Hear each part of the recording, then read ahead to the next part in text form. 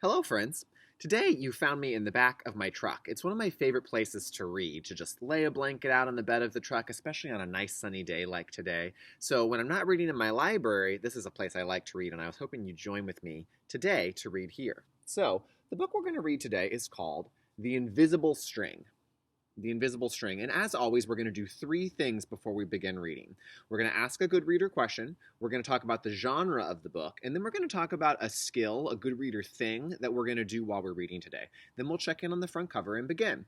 So the first good reader question is this: what do you do when you miss someone? What do you do when you miss someone?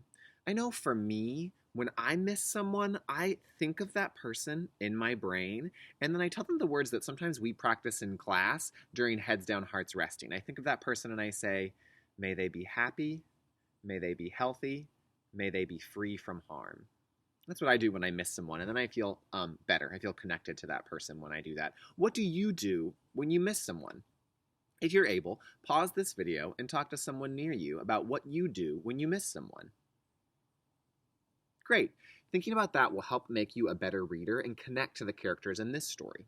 The second thing we're going to talk about before we begin is the genre of this story. The genre of this story is fiction, which means the author wrote it to tell a story about characters in a setting, and things are going to happen in the story. The third thing we're going to do before we read is talk about a skill, a good reader thing we can do as we're reading that will help make our brains better readers. And we're going to practice making I say, you say, text-to-self connections. I say, you say. Text-to-self connections. And what that means is as we're reading the text, we think about ourselves and how our lives, our hearts and brains and bodies are the same as the characters in the story, or how they're different. Doing that will help make you a better reader. So let's check in on the front cover before we begin. I noticed some things about the characters over here. I noticed their age identities, that there's one grown-up and that there's two kids. And I noticed some things about their family identity. I know because I've read this story before that this character is mom and that these two are siblings. So let's begin. The Invisible String by Patrice Karst and illustrated by Jeff Stevenson. Liza and Jeremy, the twins, were asleep. One calm and quiet night. Suddenly, it began to rain very hard. Thunder rumbled until it got so loud that it woke them up. "Mommy, Mommy," they cried as they ran to her. "Don't worry, you two. It's just that storm making all that noise. Go back to bed." "We want to stay close to you," said Jeremy. "We're scared." Mom said, "You know we're always together, no matter what." "But how can we be together when you're out here and we're up in bed?" said Liza. The author and the illustrator are showing us that Liza and Jeremy are frightened of the storm. They want to be close to their mom to feel better. I wonder what Mom means when she says that they're always together, even if they're in different rooms. I wonder what she meant by that. Mom held something out in front of them and said, "This is how."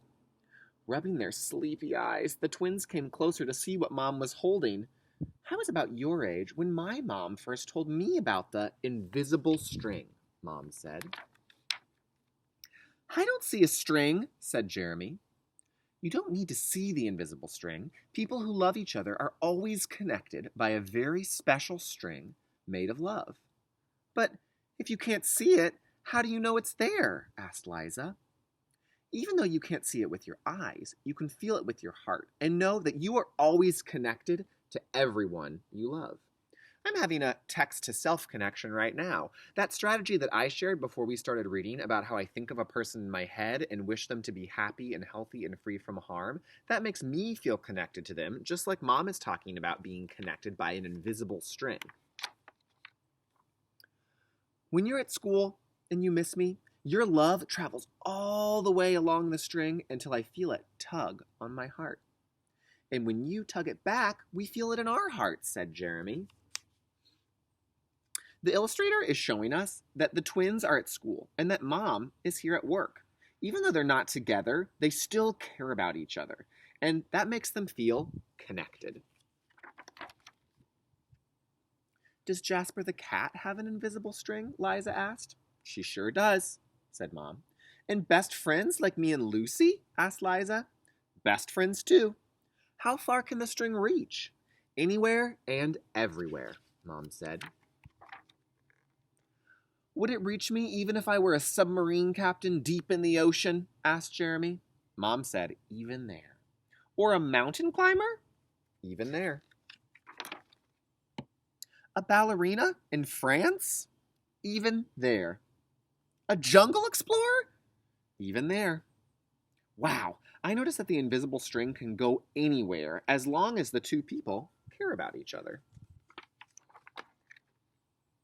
How about if I was an astronaut out in space? Yes, even there.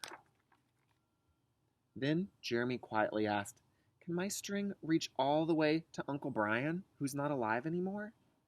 Yes, even there, Mom said.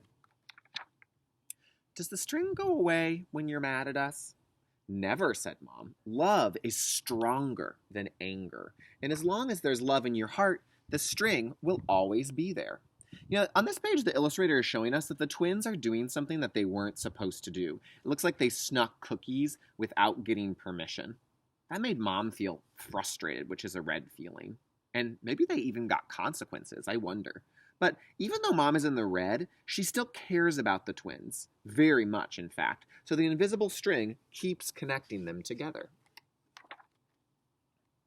Even when you get older and you can't agree about things like what movie to see or who gets to ride in the front seat, and you might have an argument about that, or even what time to go to bed, the invisible string will still be there. Oh, that's right. Speaking of bed, you two should be in bed right now. And with that, they all laughed as Mom chased the twins back to their beds.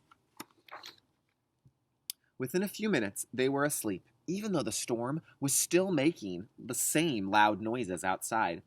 As they slept, they started dreaming of all the invisible strings they have, and all the strings that their friends have, and their friends too, until everyone in the world was connected by invisible strings. I noticed that the twins are green, relaxed, and cozy now, not scared of the storm anymore. The illustrator is showing us that they feel connected to a lot of people. And from deep inside, they now could clearly see that no one is ever alone. My good reader question for you today is this. Why are Liza and Jeremy able to go to sleep at the end? Why are Liza and Jeremy able to go to sleep at the end? I know that the author told us the storm was still making those loud, scary noises, so why are Liza and Jeremy able to sleep at the end? Remember that a good reader answer will always have evidence from the book, meaning you'll say, I know because the author wrote or the illustrator drew. So for this question, it would sound like, Liza and Jeremy were able to sleep because, and I know that when the author wrote or the illustrator drew. So think about that for a moment. Why were Liza and Jeremy able to sleep at the end? Now, if you're able, pause this video and discuss with somebody near you. Great. My answer was that Liza and Jeremy were able to sleep because they felt connected to their friends and their family and the other people they care about in their community through love, and that made them feel safe and not afraid of the storm anymore. And I know that because the illustrator drew a picture of a thought bubble above their heads that show all of the people they feel connected to by the invisible string.